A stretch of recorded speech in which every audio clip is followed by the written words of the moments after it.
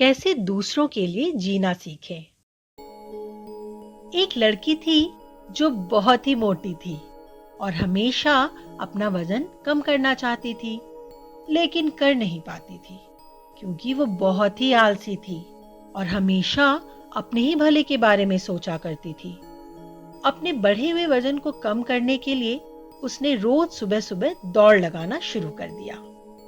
जहां वह दौड़ लगाने को जाती थी, वहीं पर एक बूढ़े दादाजी आकर कुछ कछुओं की पीठ पर लगे कीचड़ को साफ करते थे। वो लड़की बहुत ही ध्यान से यह सब कुछ दिनों तक देखती रही और जब उससे रहा नहीं गया तो उसने सोचा कि आज क्यों न बूढ़े अंकल से पूछ लूं कि आप ऐसा क्यों करते हो। आज सुबह लड़की थोड़ी पहले आ गई और आते ही उस बूढ़े से दादाजी के पास पहुंच गई और बोली, अंकल, आपको रोज मैं यही करते देखती हूँ कि आप कछुओं की पीठ क्यों साफ करते हो, इससे आपको क्या मिलता है। उसे बूढ़े से दादाजी ने कहा, सबसे पहले मैं आपको ये बता दूं कि हर काम अपने मतलब के लिए ही नहीं किया जाता है। मैं यहाँ इसलिए आता हूँ कि इन कछुओं के पीठ पर जो कवच होता है उसमें कचरा जम जाता है, जिससे कि उनको पानी में तैरने में बहुत ही परेशानी होती है। तो मैं यहाँ आकर उनका काम थोड़ा आसान कर देता हूँ और ये सब करने से मुझे बहुत ही ज्यादा खुशी मिलती है।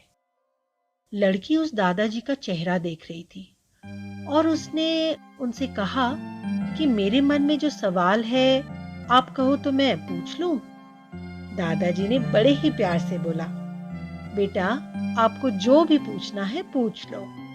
लड़की ने कहा, पर सिर्फ आपके करने से ही सारे कछुओं की पीठ साफ नहीं हो जाएंगी। बहुत सारे कछुए हैं इस दुनिया में, आप सबकी पीठ तो साफ नहीं कर सकते हो।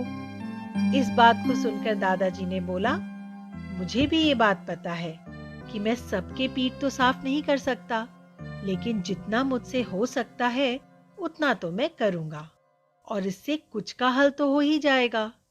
दादाजी की ये बात सुनकर वह लड़की बहुत ही खुश हो गई और उसी टाइम सोच लिया कि मुझे भी इस दुनिया में कुछ करना है दूसरों के लिए। तो बच्चों, इस कहानी से हम लोगों को यही सीख मिलती है कि जीवन में सिर्फ अपने बारे में ही मत सोचो, कभी दूसरों के लिए भी कुछ करके देखो, कितना सुकून मिलता है।